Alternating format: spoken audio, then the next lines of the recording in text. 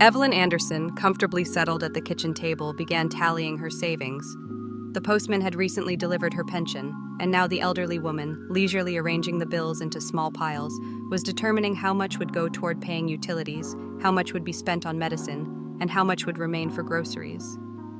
The room was so quiet that the ticking of the wall clock's second hand was deafening, but her cat, her beloved pet, showed no signs of activity.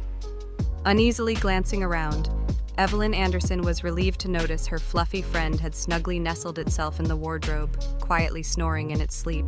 After giving the dozing pet a gentle glance, the pensioner refocused on her money. She had managed to set aside a little as a reserve. If someone had asked her what she was saving for, she wouldn't have been able to provide a coherent answer.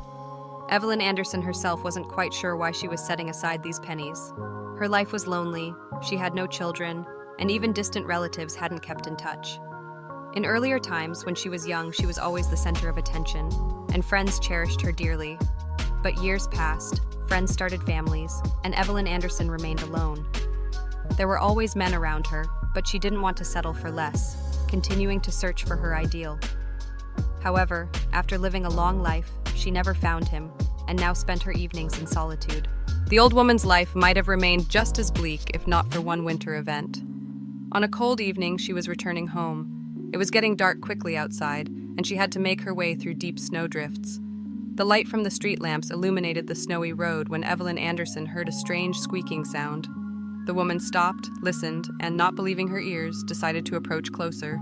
Bending over a small snowdrift, she saw a tiny gray kitten. It was trying to stand on its paws, but immediately fell back into the snow helplessly.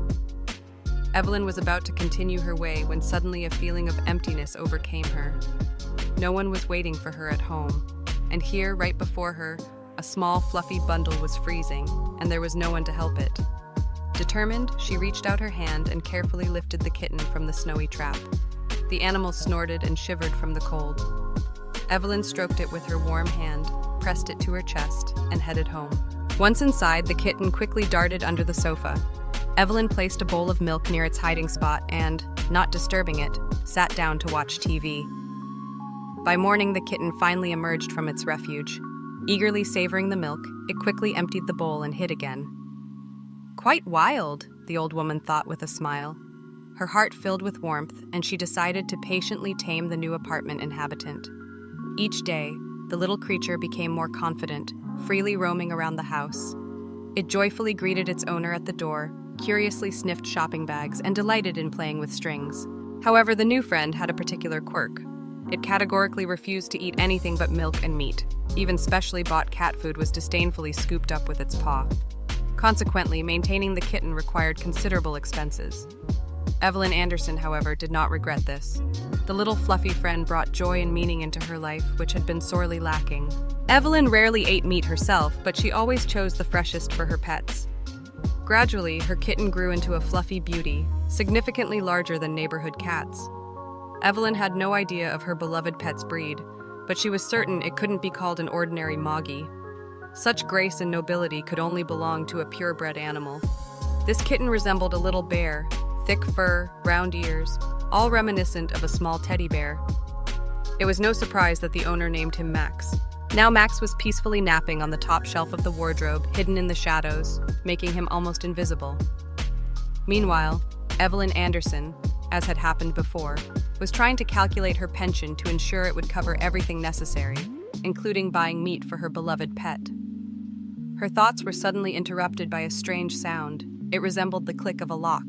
However, being at home, Evelyn immediately noted that no one could have opened the door. At first, she decided to ignore it and return to her calculations. But a new sound, the creaking of floorboards in the corridor, made her uneasy. Glancing at the wardrobe shelf, the pensioner confirmed that the kitten was still asleep. So where could these sounds be coming from? Evelyn stood up from the table and headed toward the corridor. As soon as she crossed the threshold of the room, something suddenly attacked her. A stranger's hand grabbed her by the shoulders and pushed her so forcefully that she fell backward. Her hands instinctively reached out to soften the fall, but one twisted awkwardly, and sharp pain shot through her wrist. Evelyn cried out but was immediately struck in the face. A harsh voice commanded, "Silence!" The elderly woman curled up on the floor, holding her injured arm close to her body. She didn't dare move in fear. The apartment owner was in shock. Of course, she knew about thefts and assaults from the news, but it was one thing to watch them on TV and quite another to become a victim in her own home. Evelyn had even bought a pepper spray for self-defense, but it was now lying in her coat pocket hanging by the door, and she couldn't even move to retrieve it. Closing her eyes, the woman tried not to breathe, hoping to become invisible. Her lungs ached unpleasantly from holding her breath. She sighed loudly, opened her eyes, but immediately recalled phrases from movies and TV shows. Witnesses are killed to leave no traces. The thought of such a fate filled her with even greater horror. Footsteps were heard in the room. Someone mocked, "Look, the old lady has already prepared the money. Didn't even have to search, as if she was waiting for us." Another voice added, "There's probably only her pension. There must be some stash somewhere. Everyone has something like that." Someone roughly grabbed Evelyn by the collar and forcefully pulled her to her feet. "Where's the money?" snarled a third voice. The woman trembled with fear and couldn't utter a word. "Talk or I'll cut you," threatened a hoarse voice from behind her. Gathering her strength, she whispered, "In the wardrobe." She was immediately shoved and she fell again, painfully hitting herself. "Shut up or you'll regret it," yelled one of the robbers. The old woman shook with terror as uninvited guests ransacked her home. Each of their steps echoed icy coldness in her heart, and the fear for her life froze every thought. It seemed this nightmare would never end.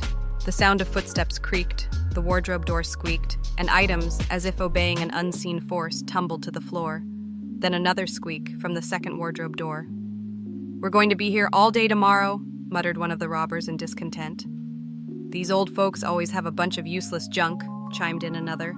"Hey, old lady, come on, show us what you have here besides your coat," a rough shout rang out. "Idiot, open your eyes," came a new, even sharper voice. Evelyn shuddered, fearfully pressing herself against the wall. Terror paralyzed her so much that her gaze remained fixed on the floor. It seemed to her that disobedience would lead to consequences far worse than compliance. Trying to quell her trembling, the pensioner slowly opened her eyes. 3 middle-aged men stood before her, all with dirty stains on their clothes and thick stubble on their faces. One of them stood out with a scar ominously crossing his cheek. The one closest to the table frantically grabbed the money, shaking the contents of her wallet. Another stood by the emptied sideboard, while the third, as if in a theatrical scene, froze in the doorway with a bored expression on his face. "Well, come on, show us!" barked one of the criminals. The old woman, pale, extended her hand and pointed with a trembling finger to the wardrobe door where her modest savings were hidden. She didn't care about the money, as long as the trio left her alone as soon as possible. The man to whom this indication was directed moved toward the designated sideboard, not taking his eyes off the target. He opened the door, his hand already reaching for the shelf, but suddenly a gray, fluffy bolt sprang from its depths. Max, as the cat was named, lunged at the robber, aiming straight for his neck. The man grabbed his throat with a scream, bending over in pain. His cries attracted the second criminal, who rushed to help, but the cat was faster. Like a frenzied predator, Max jumped onto the second robber's back, sinking his claws and teeth into him. Max growled and hissed, transforming into a true lion. "Damn it!" cursed the third robber, recoiling backward. In fear, he fled, abandoning his accomplices. Meanwhile, the old woman, finally regaining her composure, watched in horror as chaos unfolded. Her little Max was fighting like a genuine defender. One of the robbers, the one who was attacked first, lay under the wardrobe, showing no signs of life. The second man was in critical condition. From multiple wounds, he had lost so much blood that he was immediately taken to the emergency ward. After a long conversation with Evelyn Anderson, the police officers tried to determine what she knew about the third assailant. From their words, it was clear that this man intended to find her by recognizing the scar on his face. When a doctor wanted to examine the pensioner, Max unexpectedly stood in his way. The beast, growling menacingly, was swishing his tail from side to side as if keeping rhythm. The medic, frightened, stepped back. The police officers were also hesitant to approach. "Don't be afraid of him. He's just scared," Evelyn assured them. "Max is my kind-hearted cat." The doctor, looking skeptically at the creature, said, "I wouldn't even call this a cat, but an examination is necessary. Could you please lock him in the bathroom for a while?" After a brief hesitation, Anderson agreed. Locking Max inside, the doctor examined the injured woman and discovered a dislocated arm, which she had sustained during the fall. They immobilized her arm with a bandage, and the doctor moved on with his duties. Just when it seemed everything had finally ended, one of the police officers returned. He looked around carefully and asked, "Where's your cat? Did you hide him?" "He's in the bathroom right now," Evelyn Anderson replied. "Why do you ask?"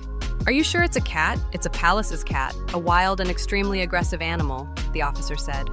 Apparently, it mauled 2 people. The first had a ruptured carotid artery, and the second died from his wounds in the hospital. You should consider how to get rid of such a dangerous creature. No, absolutely not, Evelyn suddenly retorted loudly. Who will protect me if not him? You? Max has been living with me for 2 years and will continue to live here. Unable to withstand the pressure, the police officer left her apartment. The pensioner, breathing a sigh of relief, hurried to release Max. As soon as the bathroom door swung open, the beast immediately began cuddling with its owner. Evelyn thoughtfully said, Palace's cat or a cat, it doesn't matter. The main thing is that we're happy together.